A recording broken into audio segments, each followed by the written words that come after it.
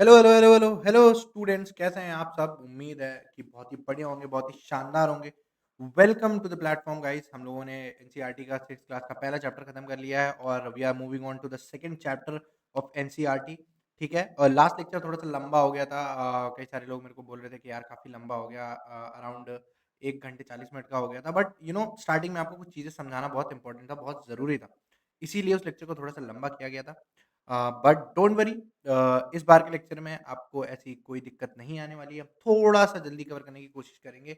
Although हम कोई point यहाँ पर मिस नहीं करने वाले हैं, मेकिंग श्योर कि एक भी ऐसा पॉइंट ना मिस हो कि आपको दोबारा यहाँ पे जाके कहीं और से पढ़ने की ज़रूरत नहीं पड़नी चाहिए। ठीक है?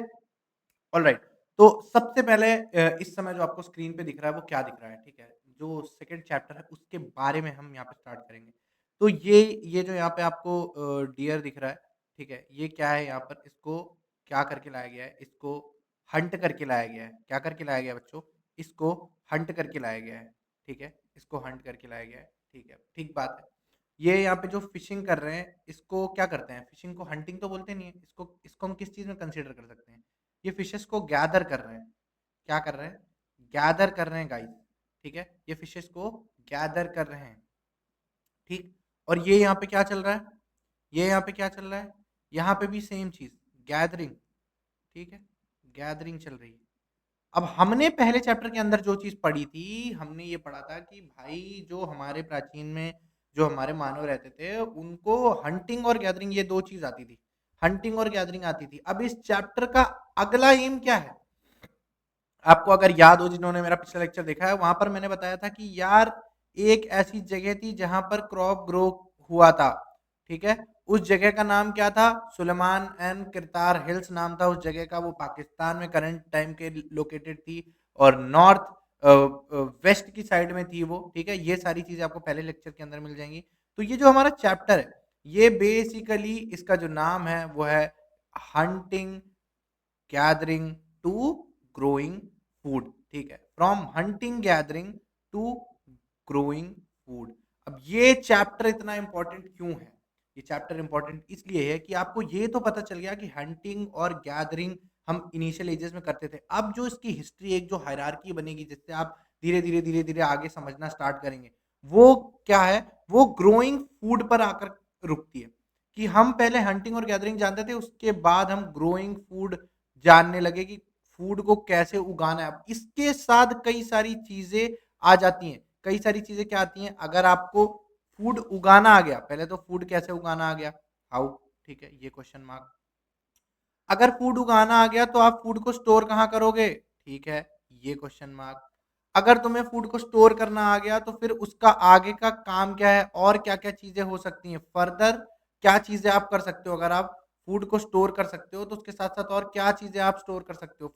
फॉरवर्ड इसके आगे क्या चीज़ें हो सकती हैं? ठीक है? इसके साथ बहुत सारे क्वेश्चन्स अनलॉक हो जाते हैं अगर आप ग्रोइंग फूड आपको समझ में आ जाता है तो। ठीक है? ठीक है। अब आ जाते हैं अगले टॉपिक के ऊपर, ठीक है? The earliest people why were they on the move. अब ये बहुत बड़ा टॉपिक है, ठीक है? अगर आपको किसी ने बताया हो हिस्ट्री के अंदर, ना पता हो तो मैं आपको भी बता देता हूँ कि जो पहले के लोग थे, वो किस तरीके से रहते थे। जैसे मान लो वो यहाँ पे रह रहे हैं, तो वो यहाँ पे रहते थे 6 महीने ज़्यादा से ज़्यादा। 6 महीने यहाँ पे रहे और उसके बाद यहाँ से जगह छोड़ के शिफ्ट कर गए यहाँ, ठीक है? 6 महीने यहाँ पे रहे, फिर यहाँ से जगह छोड़ के शिफ्ट कर गए यहाँ, ठीक है? अब आप कहोगे कि यार ऐसा क्या यार, 6 महीने में तो आदमी सेटल हो जाता है, तो उसके बाद फिर क्यों भागने की ज़रूरत पड़ी? उसके कई सारे रीज़न्स होते थे। पहला रीज़न्स तो ये कि इनिशियल में जो हमारे ह्यूमन बीइंग्स थे, वो डिपेंडेंट किसके ऊपर थे? 2 चीज़ों के ऊपर थे, वाटर और हंटिंग एंड गैदरिंग, ठीक है? हंटिंग एंड गैदरिंग, ठीक है? Hunting and gathering. तो हम मूव क्यों करेंगे? हम मूव कब करेंगे? जब हमारे पास वाटर रिसोर्स नहीं होगा या तो हंटिंग एंड गैदरिंग नहीं होगा। आप कहोगे यार तुम कैसी बात करते हो यार सर, कैसी बात कर दी तुमने? पानी थोड़ी कभी खत्म होता है? होता है भाई।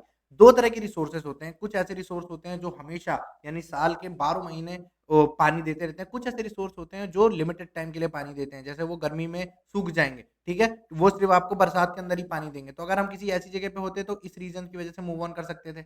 दूसरी चीज़, जो हंटिंग और गैदरिंग का प्रोसेस था, ठीक है? अब हो सकता है कि गैदरिंग यानी कि आप फूड गैदर कर रहे हो, तो वो उस सीज़न में, उस एरिया में वही एक फूड होता हो, ठीक है?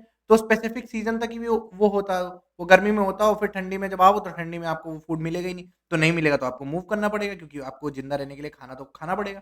ठीक है, सेम चीज हंटिंग के लिए, एनिमल्स भी हमेशा मूव के ऊपर रहते हैं, तो हो सकता है कि आज आपको यहाँ पे डियर्स मिल रहे थे एक जगह पे यहाँ पे, और फिर ये क्या कहते हैं तीसरे महीने में ये यहाँ से मूव करके यहाँ चले जाए तो आपको नहीं मिलेंगे।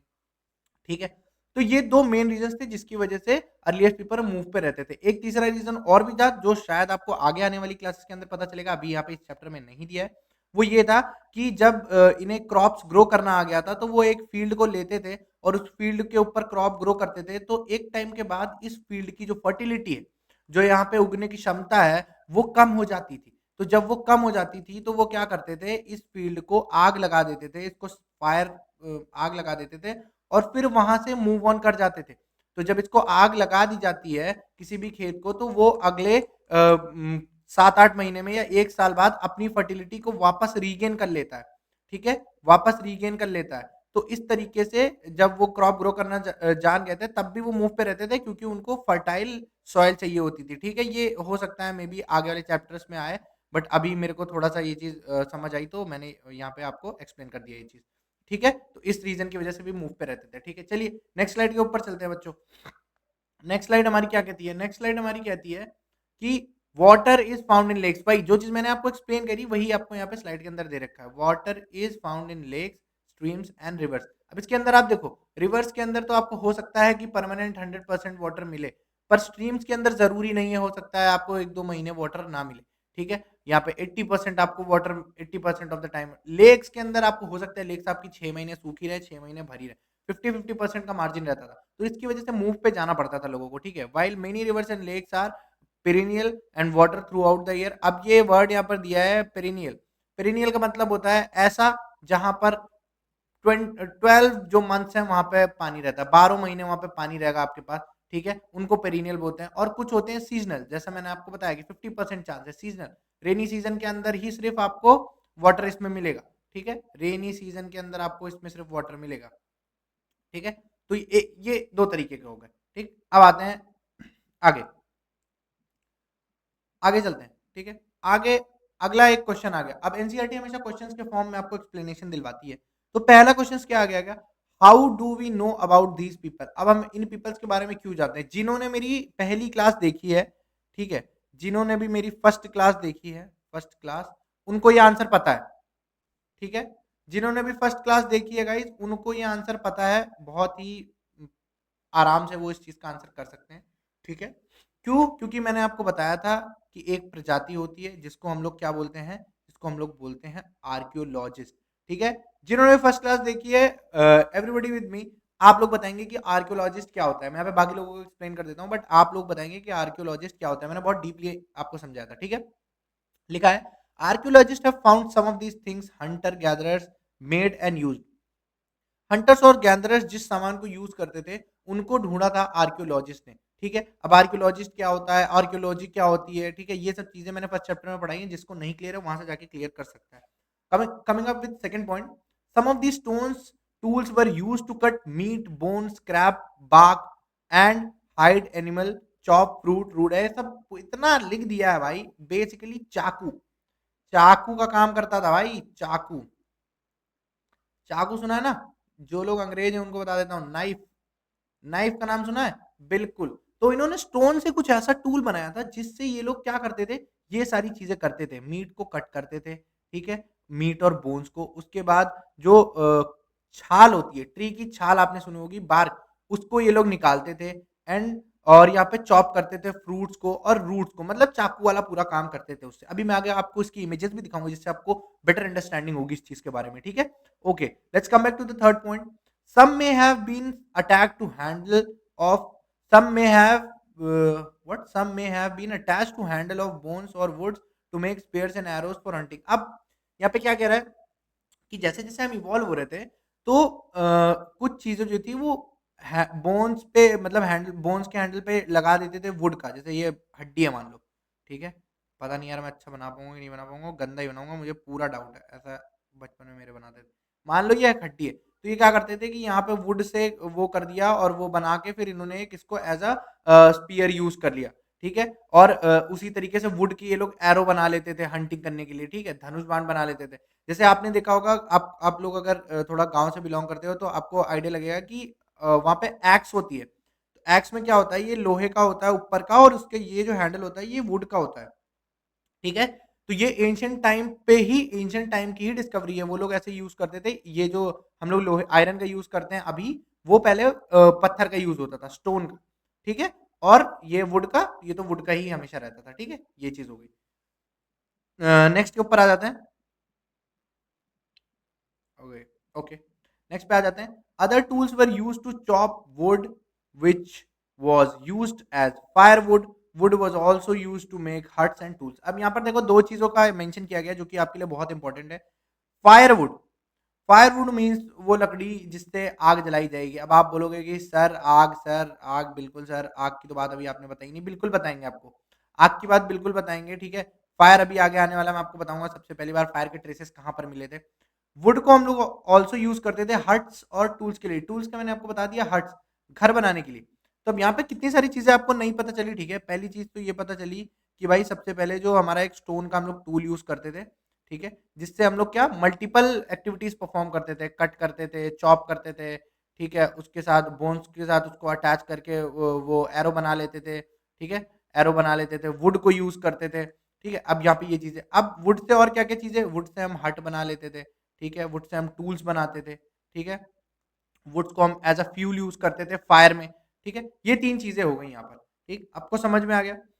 टेंशन मतलब बिल्कुल आपको ये बहुत ईज़ी समझ में आएगा। आप ये आपको ये पीपीटी देखने के बाद जब आप अपने चैप्टर पे वापस जाएँगे तो आपको बिल्कुल भी प्रॉब्लम नहीं होने वाली, क्योंकि यहाँ पे मैंने एनसीईआरटी को पूरा जिस्ट कर दिया है। पूरे तरीके से आपको यहाँ पे सब कुछ मिल जाएगा, ठीक है? तो टेंशन बिल्कुल नहीं लेनी है इस चीज़ की। ओके? चलो, इसको थोड़ा-सा, ओके, हाँ। अब ये आप देख सकते हैं, जैसे कि मैंने आपको पीछे बताया था कि अभी आपका वो टूल यूज़, अब ये हाथ देख रहे हो आप? जिसको मैं सर्कल कर रहा हूँ, यहाँ पे एक टूल है। जो नुकीला सा है, ठीक है? वो कुछ इस शेप में है, अ, इस शेप में है, थोड़ा-सा नुकीला सा है, ऊपर से थोड़ा-सा मोटा है, नीचे से थोड़ा-सा पॉइंटेड। तो इससे क्या हो रहा है, ये देखो, ये इसको निकाल रहा है, ये क्या कर रहा है, रूट्स को निकाल रहा है, क्योंकि रूट्स को भी तो खा सकते हैं, बिल्कुल रूट्स को भी खा सकते हैं। और इससे ये और क्या चीज़ें कर सकता है, ये देखो यहाँ पे बना हुआ है, पीछे से यहाँ पे ये इसका मोटा-सा है और आगे की तरफ पॉइंटेड है, ठीक है?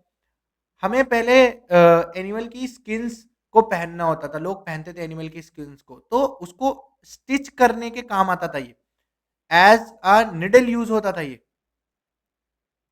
एज़ अ निडल यूज़ होता था ये। तो जो टूल हमने सबसे पहले बनाए, वो किससे बनाए? वो हमने स्टोन से बनाए guys.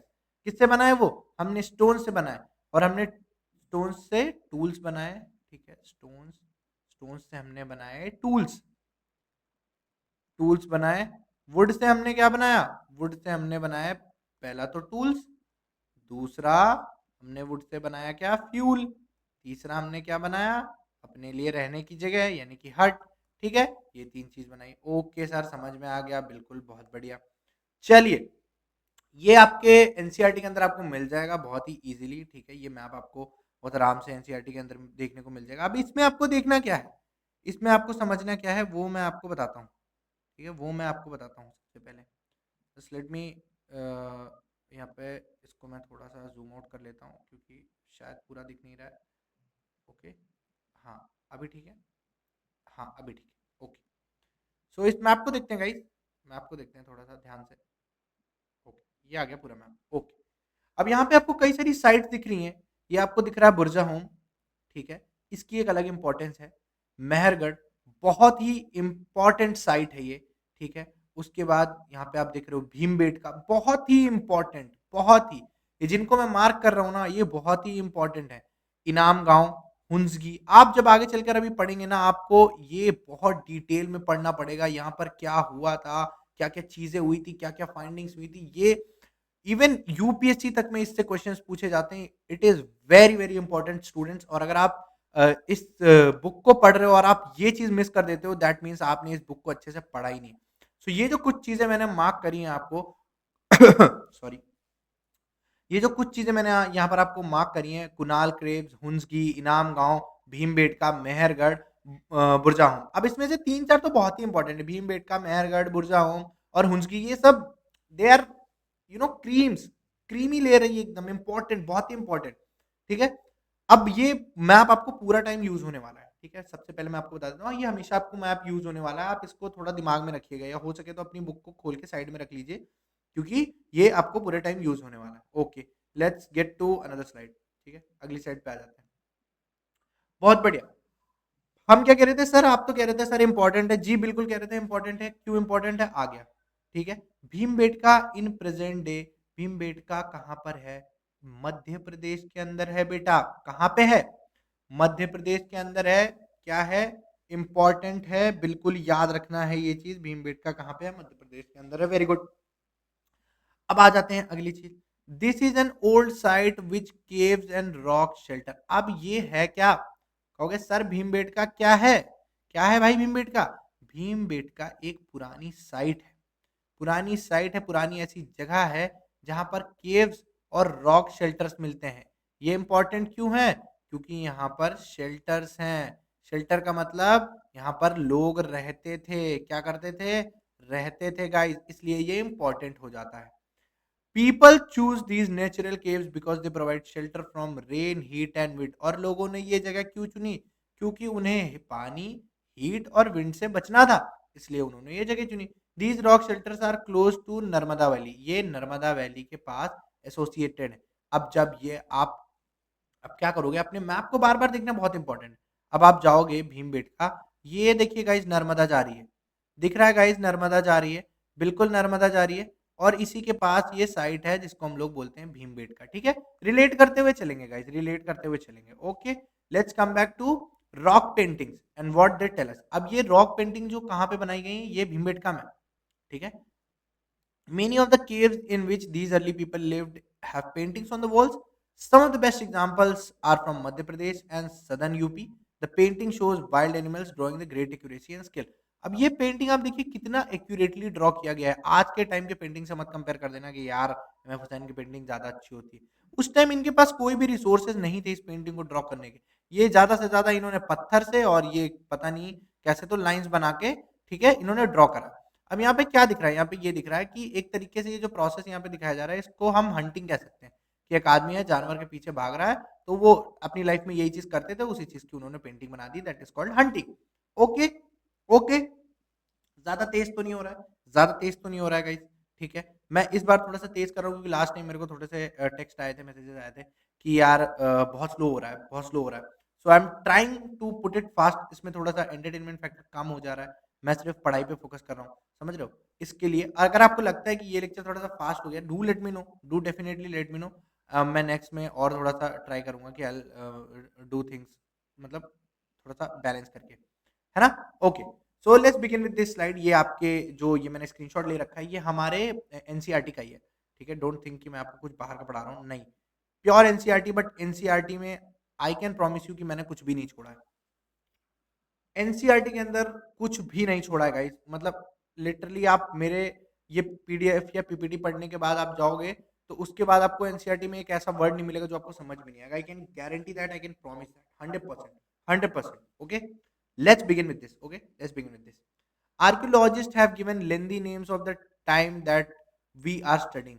They call the earliest period Paleolithic. अब ये चीजें मैं आपको बहुत इजीली समझाऊंगा। ठीक है, पहले मैं एक गो थ्रू कर देता हूँ ताकि आपको लगे कि हाँ मैं क्या पढ़ा रहा हूँ। This come from to Greek word which is called paleo.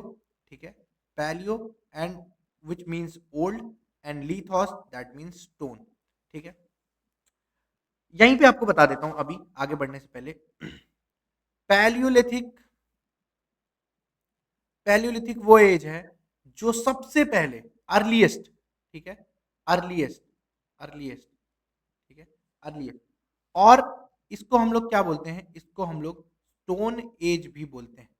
ठीक है, स्टोन एज भी बोलते हैं। इंपॉर्टेंट है, इंपॉर्टेंट है। अगर आप किसी कंपटीशन में बैठेंगे तो वहां पे यही पूछेगा आपको, which of the following is called stone age, Palaeolithic, Neolithic, Mesolithic, तीनों में से कौन है। कैलकुलिथिक भी होता है, आगे मैं आपको बताऊंगा, आप चिंता मत करो। ठीक है, मैं सब चीज आपको एक्सप्लेन करने वाला हूँ यहाँ पे। ओके, सो आगे आते हैं। The name points to the importance of the stone tools. I told you ना, स्टोन एज, स्टोन एज बोलते थे इसको क्योंकि स्टोन्स की कई सारी चीजें यहाँ पर बनाई गई थी और स्टोन से ही ज्यादातर चीजों का काम होता था। Okay, the paleolithic period extends from 2 million year ago to 12,000 years ago.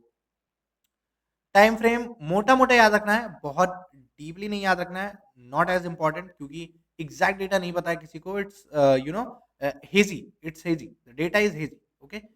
This long stretch of time is divided into lower, middle and upper. This long spans covers 99% of human history.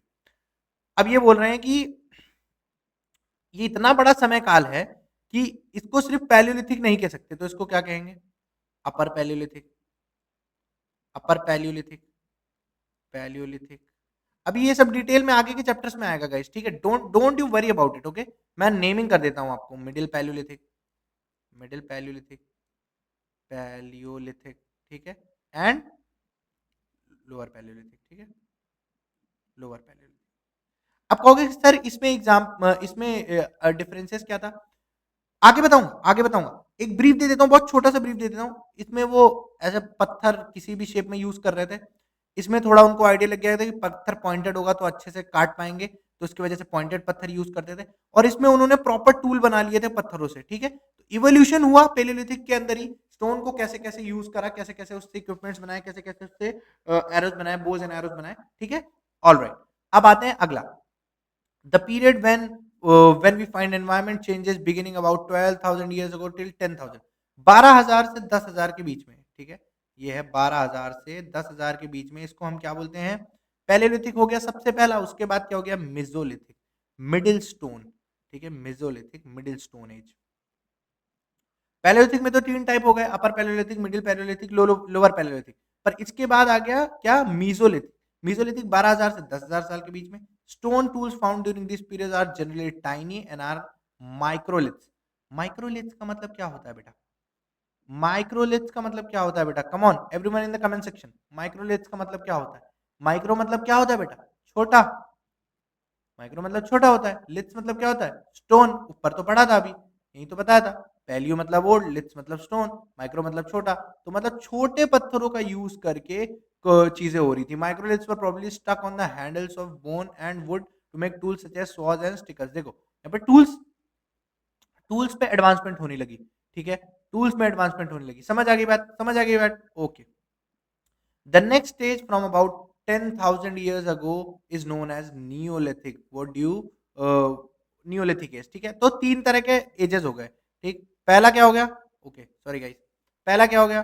पहला हो गया guys यहाँ पर आपको Palaeolithic as, दूसरा हो गया Mesolithic as, तीसरा हो गया न्यूलिथिक एज गाइस। तीनों आपको समझ में आ गए, ठीक है? अब हम चलते हैं अपनी अगली स्लाइड के ऊपर। आपको यहाँ पर अच्छे से ये 3 टर्म समझ में आ गए। आई होप आपको अच्छे से समझ में आ गए होंगे। पैलियोलिथिक, मेसोलिथिक, नियोलिथिक, तीनों बहुत ही इंपॉर्टेंट टर्म्स यहाँ पर रहने वाले हैं। तो इनको बिल्कुल भी भूलना मत, ये आगे भी आपको काम आने वाले हैं और करंटली तो ये आपको काम आ ही रहे हैं। ठीक है? ठीक है गाइस? पूरी तरह से समझ में आ गया? आई होप कि सबको यहाँ पर अच्छे से समझ में आ गया। Everybody understood it well. Okay, अगर कोई चीज़ नहीं समझ में आई, कमेंट सेक्शन आपके लिए खुला हुआ है।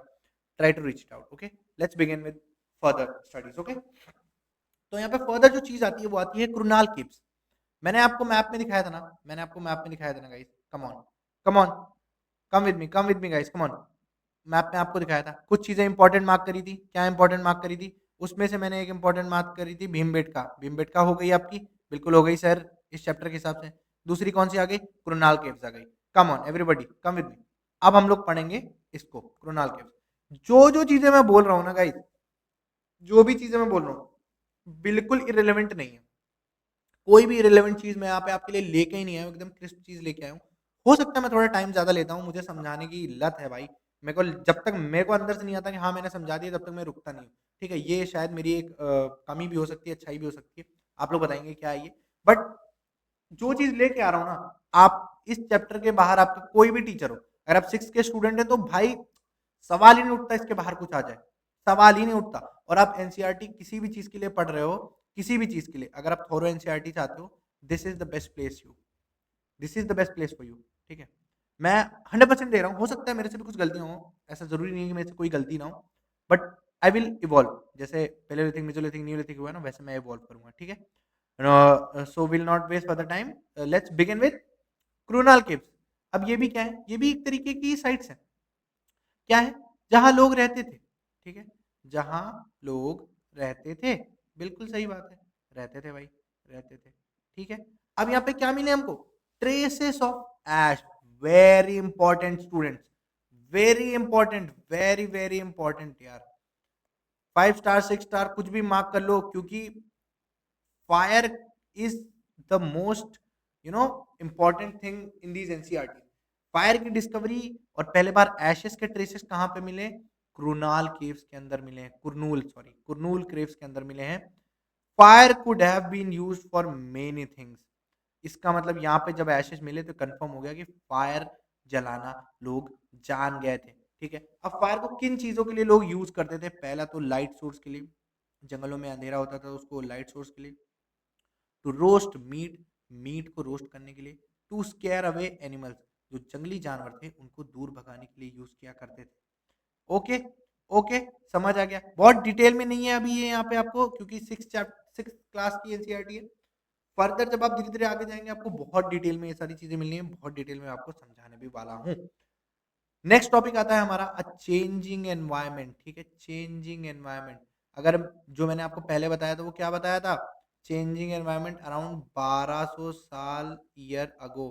कौन सा टाइम फ्रेम है ये? कम ऑन गाइस, कौन सा टाइम फ्रेम है ये? Palaeolithic, mesolithic, Neolithic? Mesolithic time frame है सर। कौन सा है? मेसोलिथिक टाइम फ्रेम है। मेसोलिथिक टाइम फ्रेम का टाइम पीरियड क्या था? 12,000 से लेके 10,000 के बीच में, ठीक है। 12,000 से लेके, यहाँ लिख देता हूँ शायद आपको दिख नहीं रहा होगा, I am not so sure. 12,000 से लेके 10,000 के बीच में, बिल्कुल। ये कौन सा टाइम फ्रेम है? ये मेसोलिथिक है बेटा, ठीक है। इसी टाइम पे एनवायरनमेंट चेंज हुआ था। There were major changes in the climate of the world. Major changes क्या हुए थे? A shift to relatively warmer condition in many areas. This led to the development of grassland. Come on, guys. Environment change हुआ तो क्या हुआ? Environment change हुआ तो environment गर्म हो गया, वार्म हो गया गाइस। और जब एनवायरमेंट वार्म हुआ तो उससे क्या हुआ? ग्रासलैंड्स, जो ग्रासेस थी उनको उनको यहाँ पर ग्रो करने का मौका मिल गया, ठीक है गाइस। ग्रासलैंड्स यहाँ पे लिखा हुआ है ना, ग्रासलैंड्स को ग्रो करने का मौका मिल गया, ठीक है। अगला point, those who wanted the animals now followed them, learning about their food habits and their breeding session. बहुत इंपॉर्टेंट, जो लोग हंटिंग करते थे उनको ये पता चलने लगा कि एनिमल एक जगह से दूसरी जगह जाते हैं, तो वो उनको फॉलो करने लगे, उनकी फूड हैबिट्स को समझने लगे, ठीक है। और उनके ब्रीडिंग सीजन को समझने लगे कि भाई कब इनका ब्रीडिंग सीजन है, किस टाइम पे कहाँ पे रहेंगे, किस, तो इसके हंटिंग के लिए उनको ईजी हो जाती थी चीजें, ठीक है। समझ आ गई? ओके। इसके बाद आता है, it is likely that this help people to start thinking about herding and rearing these animal themselves. कैसे? कैसे? कैसे होगा ये? जब लोगों को पता चल जाएगा भाई कि ये लोग खाते क्या हैं, फूड इनका क्या है, तो ये इनको खाना खिला पाएंगे। जब ये पता चल जाएगा कि इनका ब्रीडिंग सीजन क्या है, तो उनको ये भी पता रहेगा कि भाई उसका प्रोसेस क्या है, कैसे इनको करना है। जब इनको ये पता चल जाएगा कि कौन से टाइम पे इनको क्या एनवायरनमेंट चाहिए होता है या क्या टेम्परेचर चाहिए होता है, तो जो जो चीजें रिक्वायर्ड हैं वो तो इन्हें पता चल जाएगी ना, वो तो इन्हें पता चल गई ना। तो अब तो ये इसको हर्ड कर सकते हैं ना, मतलब पशुपालन कर सकते हैं ना ये, बिल्कुल। तो यहाँ से इन लोगों को पशुपालन का एक मोटा आइडिया मिला कि हाँ यार, हम इनको हर्ड भी तो कर सकते हैं, ठीक है। नेक्स्ट, नेक्स्ट स्लाइड पे आ जाते हैं, ठीक। अब ये इस चैप्टर का जो सबसे इम्पोर्टेंट पॉइंट है वो यहाँ पर ये है। वो क्या होने वाला है? सॉरी गाइस, वो ये होने वाला है कि the beginning of farming and herding. इसी से तो चैप्टर शुरू किया था। अभी तो हमने हंटिंग हंटिंग के बारे में पढ़ा, भीमबेटका के बारे में पढ़ा, कुरनूल केव्स के बारे में पढ़ा। अब हम आते हैं beginning of farming and herding, ठीक है। Beginning of farming and herding, चलो शाबाश। Beginning of farming and herding, points को पढ़ते हैं। This was also a time when several grain bearing grasses including wheat, barley and rice grew. कौन सा time? This was also the time, which time? Between 1200 years, 12,000 years to 10,000 years, which was Mesolithic age. Yes students, which was Mesolithic age. जब environment change हो रहा था तब इन्हें ये भी पता चला कि बहुत सारी ऐसी जगह थी जहां पर वीट, बार्ले और राइस को उगाया गया नेचुरली सब कॉन्टिनेंट के अंदर में, ठीक है। Men, women, children probably collected these grains as food and learned where they grew and they ripped. तो ये अब इस टाइम पे क्या, जब हम यहाँ पे हैं तो क्या होता है, जो लोग हैं वो इनको कलेक्ट कर रहे हैं, ये ग्रो नेचुरली कर रहे हैं, ये ग्रो नेचुरली कर रहे हैं, ठीक है, सिर्फ करेक्ट कर रहे हैं, करेक्ट कलेक्ट कर रहे हैं, सॉरी। अब यहाँ पर जब वो कलेक्ट कर रहे हैं, तो वो कलेक्ट करते-करते उन्होंने ये भी तो देखा होगा कि यार ये यहीं पे उगते हैं, सीड यहाँ पे नीचे गिरता है, फिर ये उग जाता है, ठीक है? ये एक पेड़ है, इसका यहाँ पे सीड गिरता है, फिर ये 3 महीने बाद फिर यहाँ पे उग जाता है। तो इससे क्या हो गया? इससे उनको बहुत सारी चीज़ें पता चल गई स्टूडेंट्स। क्या? बहुत सारी में क्या चीज़ें पता चल गई? Let me take the black pen, okay? उस इसमें उनको बहुत सारी चीज़ें पता चल गई। अब बहुत सारी चीज़ों में इनको क्या पता चल गया? ये पता चल गया कि भाई पहली चीज़ तो ये कि ये ग्रो कर सकते हैं, इनको हम ग्रो कर सकते हैं, ठीक है? दूसरी चीज़ ये पता चल गई, सीज़न कौन से में ये ग्रो होते हैं, कौन से सीज़न में ये ग्रो होते हैं, ये पता चल गया। तीसरा ये पता चल गया कि इनको काटना कब है, राइपनिंग कब करनी है, क्योंकि वो तो ये लोग कर ही रहते हैं, ठीक? तो अब इनको एक तरीके से फार्मिंग का एक बेसिक आइडिया लग गया। फार्मिंग में यही तो होता है, आपको सीज़न पता होना चाहिए, सीड पता होना चाहिए, कंडीशन पता होना चाहिए, तभी तो आप फार्मिंग कर पाओगे। येस और नो गाइस? येस और नो? कम ऑन, येस और नो? येस? ओके। अगले पॉइंट पे आ जाते हैं। This may have led them to think about growing plants on their own, in this way people became farmers.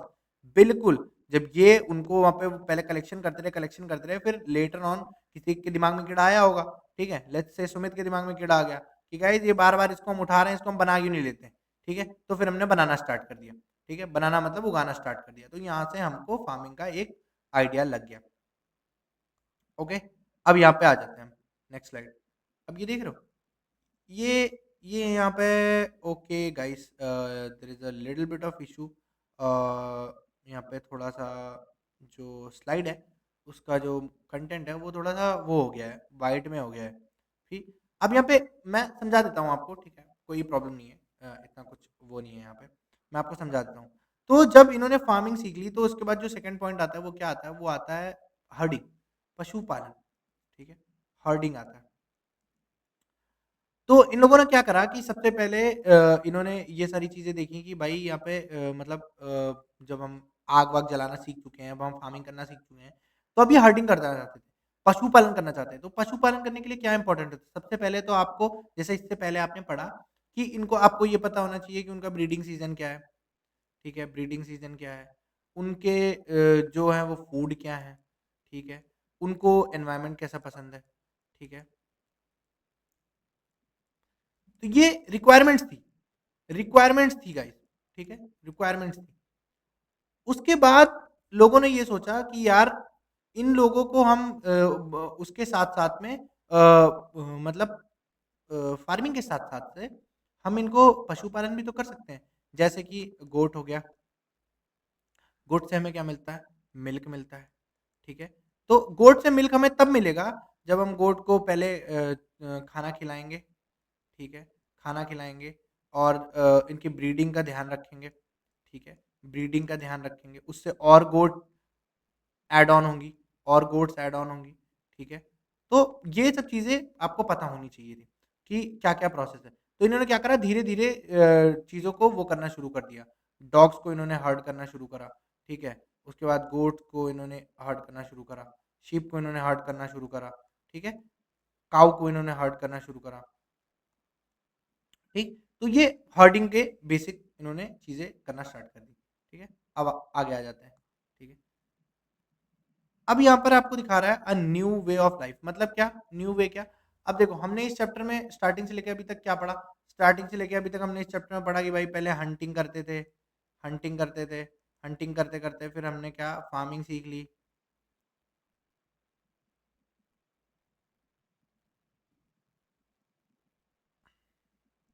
Farming सीख ली।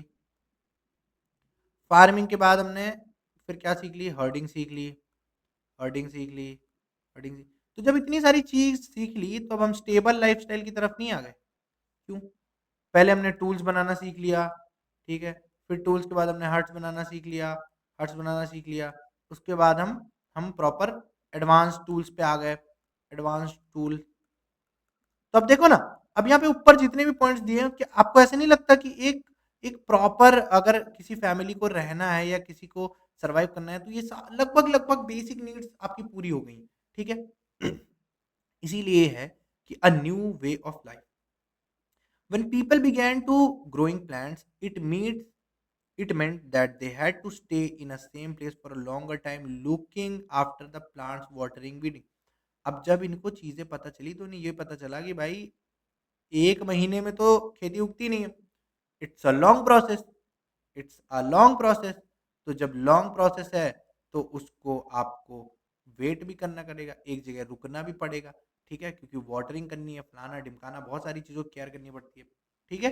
तो इसके लिए ये थोड़े से स्टेबल हो गए। अब आगे आते हैं, driving away animals and birds till the grain reaped and then the grain had to be use carefully. अब कह रहे हैं कि दूसरा पॉइंट क्या है? दूसरा पॉइंट ये है कि अगर आप वहाँ पे नहीं रहोगे जहाँ पे खेत हैं, जैसे आजकल हमारे खेतों में लोग जाते हैं ना देखने कि यार कोई आ तो नहीं गया, किसी ने तोड़ तो नहीं दिया, एनिमल्स तो नहीं आगे गए। उसी तरह इनको भी एनिमल्स से प्रोटेक्ट करना पड़ता था। एनिमल्स से प्रोटेक्ट करना पड़ता था, बर्ड से प्रोटेक्ट करना पड़ता था और उनको कलेक्ट करना पड़ता था, यानी रिपेन करना पड़ता था। तो जब आप इनको राइप कर लेते थे, ठीक है? जब इनको राइप कर लेते थे तो उसके बाद इनको स्टोर भी तो करना पड़ता था। अभी इसके बारे में पढ़ेंगे, स्टोर के बारे में भी आगे आने वाला गाइस, ठीक है? तो इनको स्टोर भी तो करना पड़ता था, बिल्कुल करना पड़ता था सर, ठीक है? आगे आ जाते हैं। As grain had to be stored for both food and seed, people had to think a way of storing it. देखा? मैंने बोल दिया ना, यहाँ पे बोला ना कि इनको स्टोर भी करना पड़ेगा। तो स्टोर करने के लिए इन्होंने क्या ढूँढा? They began making large clay pots, मिट्टी के पॉट्स बनाना इन्होंने शुरू करा। क्ले भी तो एक तरीके की मिट्टी होती है ना, ओके। वो baskets and dug pits into the hole. 3 चीज़ करे इन्होंने। इन्होंने एक ऐसा मटका बना लिया, भाई बहुत गंदा मटका बनाता हूँ यार, कितना ही गंदा हो गया यार ये तो। एक होता है गंदा, एक होता है बहुत ही गंदा। मैं इसको मटका कौन कहेगा भाई? रुको भाई, स्ट्रगल है भाई, गाइस वेट, ये स्ट्रगल है भाई मटका बनाना। ओ भाई अचीवमेंट गाइस, अचीवमेंट, मटका बना दिया। ठीक है, मटका बना दिया भाई, मटका मटका। तो एक इस तरीके का इन्होंने मटका बनाया। दूसरा क्या करते थे? बास्केट टाइप का बनाते थे एक ऐसा, ठीक है? सब मिट्टी का बन रहा है। और तीसरा जब ज़्यादा कुछ करना रहता तो गड्ढा खोद देते थे ज़मीन में, ठीक है? ये ज़मीन है, ज़मीन है, ज़मीन है, इसके अंदर गड्ढा खोद दिया, अब ये पूरी स्पेस हो गई यहाँ पे और इसको यूज़ करते थे, इसके अंदर स्टोर करके रख देते थे, ठीक है? बात समझ में आ गई? ओके, अगला चलते हैं। अब भाई सब प्रोसेस से चल रहा है, ठीक है? फूड स्टोर हो गया, फूड स्टोर हो गया, बिल्कुल हो गया sir food store, food store हो गया। फूड स्टोर हो गया, अब एनिमल स्टोर होंगे। क्या मतलब है सर? एनिमल स्टोर मतलब क्या? कुछ भी बोल दे रहे हो, मतलब कुछ नहीं समझ में आ रहा तो कुछ भी बोल दोगे? नहीं, नहीं भाई, एनिमल स्टोरिंग मतलब हर्डिंग, हर्डिंग, एनिमल को रखना, एनिमल को रखना। Animal multiplies naturally beside it, they are looked after carefully, they provide milk which is an important source of food, meat whenever required। तो जो एनिमल्स थे वो नेचुरली मल्टीप्लाई करते थे। ब्रीडिंग होगी, नेचुरली मल्टीप्लाई करेंगे कि नहीं करेंगे? बिल्कुल करेंगे sir. If they are looked after carefully they provide milk, बिल्कुल, which is an important source of food and meat whenever required. In other words, animals that are reared can be used as stored food. बिल्कुल, जो animals थे उनको हम food की तरीके से use करते थे। और और अगर उनको फूड के तरीके से नहीं यूज करते तो फिर उन्हें हम हर्ड ही क्यों करते? यूज्ड एज फूड, ठीक है? Either for meet, either for meet और प्रोडक्ट्स ऑफ मिल्क, ठीक है? ये चीज समझ में आ गई? ये चीज समझ में आ गई? हाँ जी, समझ में आ गई। अब अगला आ जाते हैं। अब अगला पॉइंट है टुवर्ड्स अ सेटल लाइफ, ठीक है? अभी पीछे बात हुई थी ना सेटल लाइफ, अब यहाँ पे फिर से एक स्लाइड है सेटल लाइफ। आ जाओ। Archaeologists have found traces of huts or houses at some sites. For instance, at Burja home in present day Kashmir, people built pit houses। क्या बताया था?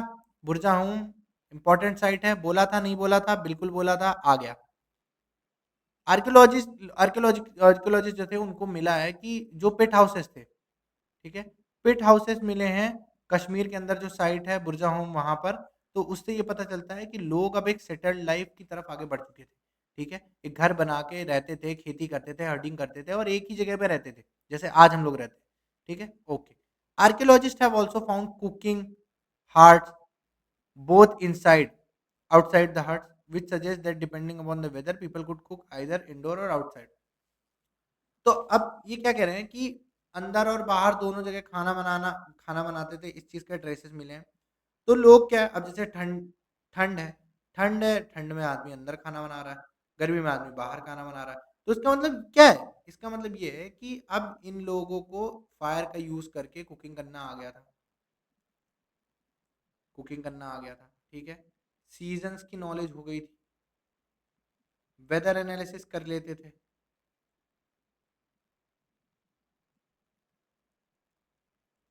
और अकॉर्डिंगली यूज़ करते थे अपने रिसोर्सेज़ को। अकॉर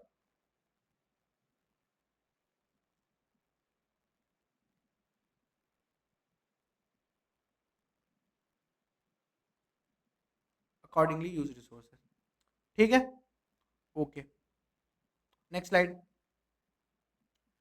नेक्स्ट स्लाइड हमारी किस चीज़ की है? नेक्स्ट स्लाइड हमारी उस चीज़ की है कि जो मैंने आपको बताया था कि भाई क्या बनाते थे। अब ये देखो मटका, इसमें स्टोर होता था फूड, एनसीईआरटी में मिल जाएगा आपको। इसमें स्टोर होता था फूड। ये क्या है? तरह-तरह के टूल्स हैं। ये नुकीला टूल है, ये ऐसा टूल है, ये ऐसा टूल है। सिलवट्टा सुना है किसी ने? सिलवट्टा। हमारे गाँव में आज भी यूज़ होता है, सिलवट्टा टाइप का होता है, जिससे सिलवट्टे के ऊपर वो पीसा जाता है, ठीक है?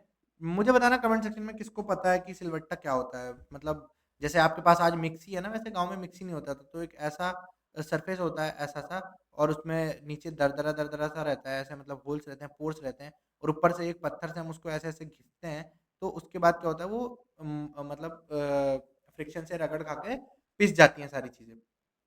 विलेज में ये चीज़ अभी भी यूज़ होती है, ठीक है? अब तो काफ़ी कम हो गई है क्योंकि यार ये सब आ गया है टेक्नोलॉजी आ गई है, बट स्टिल यूज़ होती थी। तो आगे देखते हैं।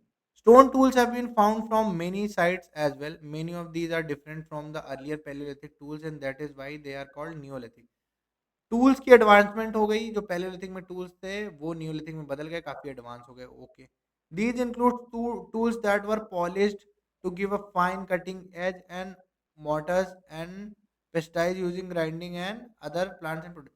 अब यहाँ पे देखो बेसिकली बोल क्या रहा है, ये बोल रहा है कि टूल्स जब एडवांस हुए तो वो अलग अलग टूल अलग अलग चीज करने लगे। कटिंग के लिए अलग अलग एक टूल हो गया, ठीक है, ग्राइंडिंग के लिए अलग एक टूल हो गया, ग्राइंड करने के लिए अलग एक टूल हो गया, ठीक है, स्टिचिंग करने के लिए अलग एक टूल हो गया। तो अलग अलग तरीके के टूल्स बन गए। Mortars and pestles are used for grinding grains even today several thousand year later, ठीक है। अब अब मैं आपको आगे समझाता हूँ कि भाई ये जो मैंने 2 चीज़ का नाम लिया ना मोर्टार, ये होते क्या हैं? ये होते क्या हैं बेटा? ये क्या होते हैं? देखा है? हमारे यहाँ तो इसको भाई कुटनी बोलते थे। तुम्हारे यहाँ क्या बोलते हैं? हमारे यहाँ इसको कुटनी बोलते थे, जिसमें मम्मी लोग मसाले कूटा करती थी, ठीक है? खड़े मसाले जो होते हैं उनको कूटा करती थी। तो इसी को मोर्टार बोलते हैं, ठीक है? इसी को मोर्टार बोलते हैं, इसी को मोर्टार बोलते हैं। यार स्पेलिंग में थोड़ा दिक्कत हो गई, कोई बात नहीं। कोई बात नहीं यार, यहाँ से देख लेना, MORTAR मोर्टार सही तो थी वैसे। MORTAR mortar, MORTAR mortar, okay, very good. अगले स्लाइड पे आते हैं, आ जाओ।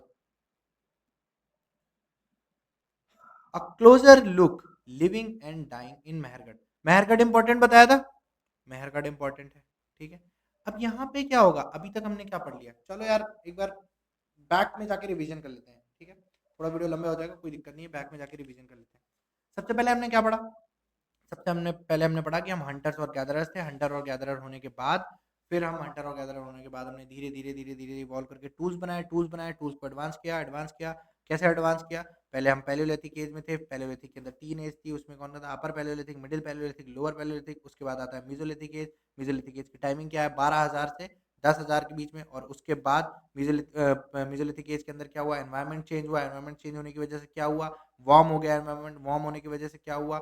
जो ग्रासलैंड कन्वर्ट हुए, ग्रासलैंड के बाद हम लोगों ने ग्रासलैंड्स में वहाँ पे जाके कलेक्ट करना शुरू किया। धीरे धीरे हमको पता चल गया कि यार ये कलेक्ट हो रहा है तो हम इसको उगा भी सकते हैं। उसके बाद हम न्यूलिथिक एज में आ गए। न्यूलिथिक एज में क्या हुआ? न्यूलिथिक एज के अंदर क्या हुआ? जो पुराने टूल्स थे उनको और एडवांस बना दिया गया। स्टिचिंग के लिए अलग टूल, ग्राइंडिंग के लिए अलग टूल और हर एक चीज़ के लिए अलग अलग टूल्स बना दिए गए, ठीक है। और हम जो पहले अलग अलग जगह पे घूमते रहते थे, हमने एक घर बना लिया। हम एग्रीकल्चर करने लगे तो फूड स्टोर करने लगे। फूड स्टोर करने लगे तो हमने एक पिट बनाया। एक गड्ढा खोदा वहाँ पे फूड स्टोर करते थे, एक मटकी ली वहाँ पे फूड को स्टोर करते थे, एक बास्केट ली वहाँ पे फूड स्टोर करते थे। ये सारी चीज़ें हमने यहाँ पर पढ़ी और यहाँ पर हमने कश्मीर के अंदर ये चीज़ देखी कि हम लोग एक ही जगह पे रहते थे, जहाँ पे हमें सीज़न्स का नॉलेज हो गया था, हमें फायर कुरनूल क्रिप्स के अंदर हमको फायर के एशेस मिले। इतना सब मोटा-मोटा हमने अभी तक पढ़ा है, ठीक है? अब हम आ गए हैं अ क्लोज़र लुक लिविंग और डाइंग इन मेहरगढ़। मेहरगढ़ के अंदर क्या हुआ था आपको बताता हूँ दोस्तों, ठीक है? मेहरगढ़ के अंदर बेसिकली हमको ये पता चला था कि यार हम बरियल्स कैसे करते हैं। बरियल्स का मतलब समझते हो आप? बरियल्स का मतलब होता है मर जाने के बाद जो रिचुअल होता है उसको हम लोग बरियल कहते हैं, ठीक है? ठीक है? बरियल कहते हैं। आ जाओ। The site is located in fertile plain near the Bolang Pass, which is one of the most important routes into Iran.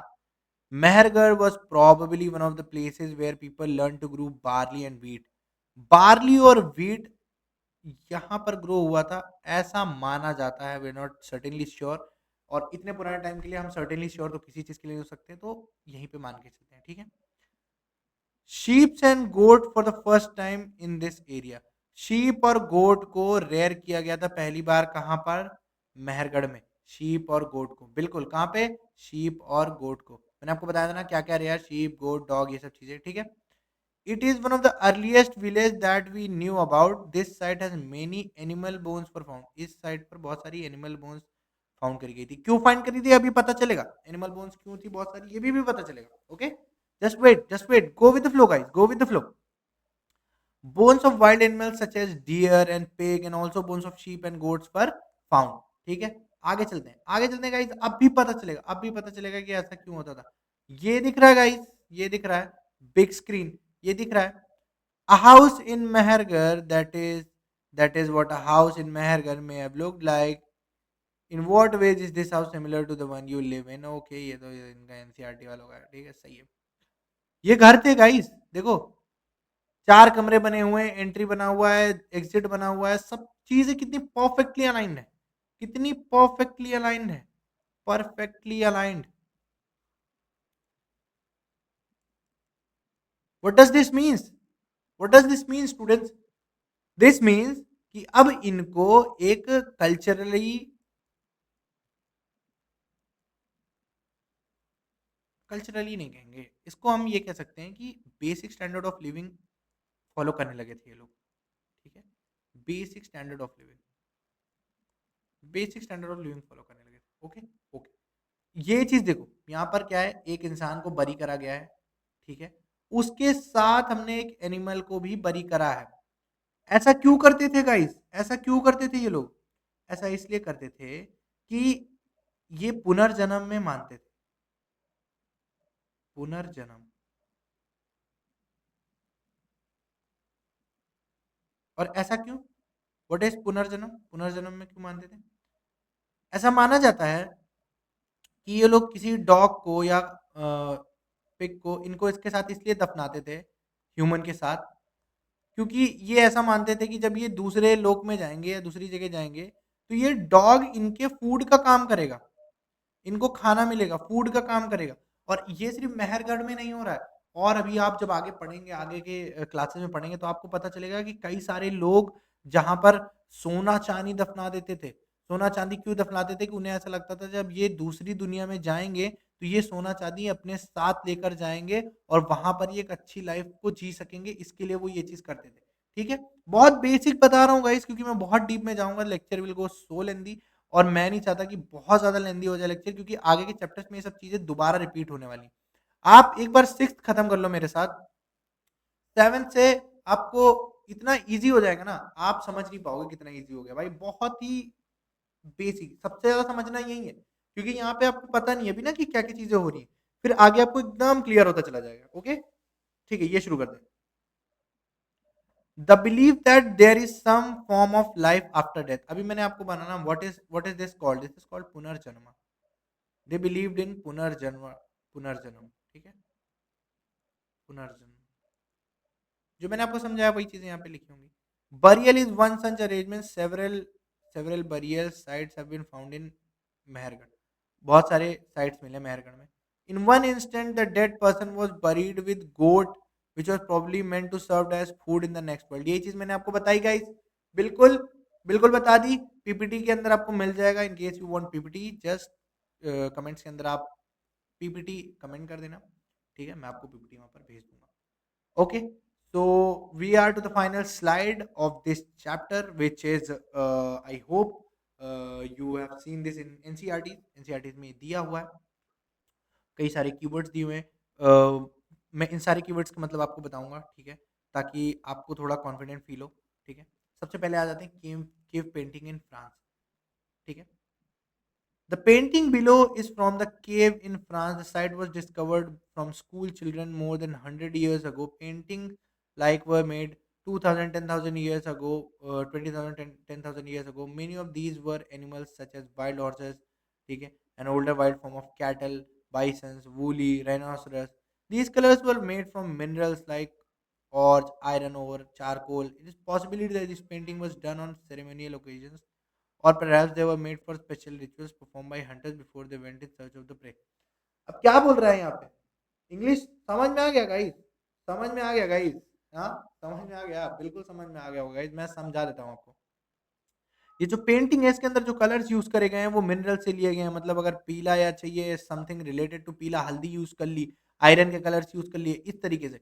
अब दूसरा पॉइंट ये बोल रहा है कि यार इनको क्यों क्यों करते थे, तो उसने दो अजम्पशन लगाए। पहला कि हो सकता है कि जब ये मर जाते थे जानवर तो इनके बरियल के टाइम पे ऐसा होता। दूसरा उसने असम्पशन लगाया कि जब लोग हंटिंग पे जाते थे तो कोई एक रिचुअल होता होगा, उसके टाइम पे ये चीज़ करते होंगे, ठीक है? ये 2 चीज़ इसने इसमें कही हुई है। नॉट सो इम्पोर्टेंट, जस्ट ये आपको यहाँ से ये इन्फॉर्मेशन मिलती है कि हम लोग क्या रिसोर्सेज़ से क्या काम कर लेते थे। मतलब कलर्स बनाना है, कोई चीज़ नहीं है तो पेड़ों से, पत्तों से या फिर इंग्रीडिएंट से, इन सब चीज़ों से कलर्स को हम बना लेते थे, okay? Alright. Let's let's get started with the Neolithic side, ठीक है। अब यहाँ पे नियोलिथिक, हमने पैलियोलिथिक, मेसोलिथिक, नियोलिथिक पढ़ा था, बिल्कुल पढ़ा था सर। अब क्या बोल रहा है? One of the most famous Neolithic site is Catalhuyuk, which was found in Turkey. Several things were bought from great distance: flint from Syria, cowries from Red Sea, shells from Mediterranean Sea, and used in the settlement. Remember, there were no carts. Most things would have been carried on the backs of the pack animals such as cattle and the people. क्या बोल रहा है कि हमें एक Neolithic site मिली है जहां पर हमको क्या मिलते हैं? सबसे पहले तुमको फ्लिंट्स मिलते हैं जो कि सीरिया में पाए जाते हैं। तो वो सीरिया से कहाँ पे आ गए? सीरिया से कहाँ पे आए भाई? टर्की आए। काउरीज मिली जो कि रेड सी में पाई जाती है, रेड सी से टर्की आए। शेल्स मिले जो मेडिटेरियन सी में पाए जाते हैं, वो कहाँ से आए? टर्की में। तो इन्होंने कहा कि लोग जो है वो एनिमल्स का यूज करके ट्रेवल भी करते थे, सामान इधर उधर से भी करते थे। You can say a type of trade. एक चीज एक जगह से दूसरी चीज दूसरी जगह से लेके आना is something similar to trade.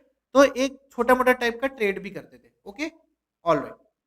Keywords पे आ जाते हैं गाइस, चैप्टर हमारा खत्म होने वाला है, कीवर्ड्स पे आ जाते हैं। Hunter and gatherers, I don't think so कि किसी को बताने की जरूरत है, अगर किसी को पढ़ रही है बहुत दिक्कत होने वाली है। साइट्स क्या होती है? जहाँ पे लोग रहते थे, जहाँ पे लोग रहते थे।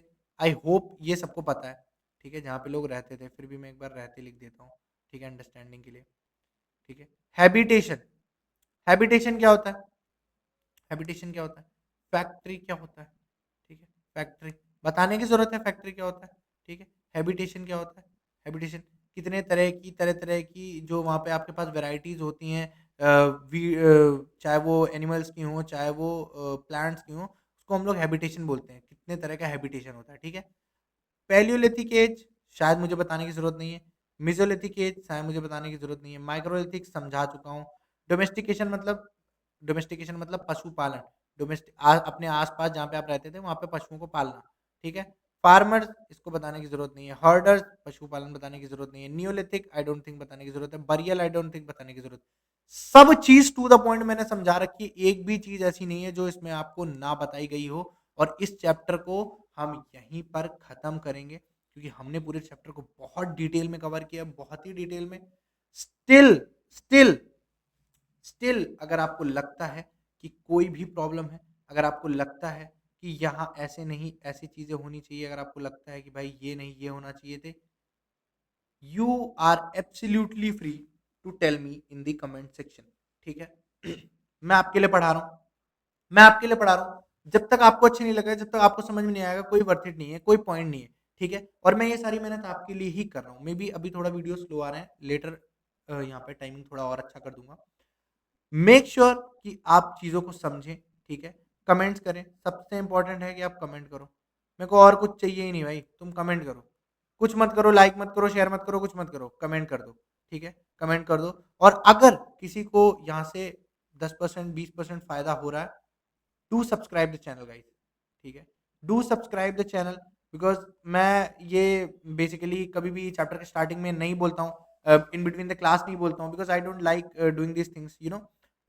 मैं यहाँ पर एक विज़न लेके आया हूँ कि मैं पढ़ाऊँगा बच्चों को, तो मेरे को इम्पोर्टेंस पढ़ाई पे देना ज़्यादा पसंद है। But I hope you you understand कि ये चीज़ इम्पोर्टेंट है बिकॉज़ मुझे भी मोटिवेशन मिलता है जब ये सारी चीज़ें होती हैं, मेरे को लाइक, शेयर, कमेंट, सब्सक्राइब ये सब चीज़ें आती हैं, तो उससे काफ़ी मोटिवेशन मिलता है। Sir I will continue doing these things, ठीक है? आई होप आपको ये लेक्चर अच्छा लगा हो। अगर अच्छा लगा है तो जैसे मैंने आपको बताया, डू सब्सक्राइब द चैनल, ठीक है? शेयर विद योर फ्रेंड्स और अगर कोई भी डाउट है, do let me know in the comment section, ठीक है? फिलहाल इस लेक्चर में इतना ही, मिलेंगे आपसे अगले चैप्टर के लिए। अंटिल देन जय हिंद, जय भारत, भारत माता की जय।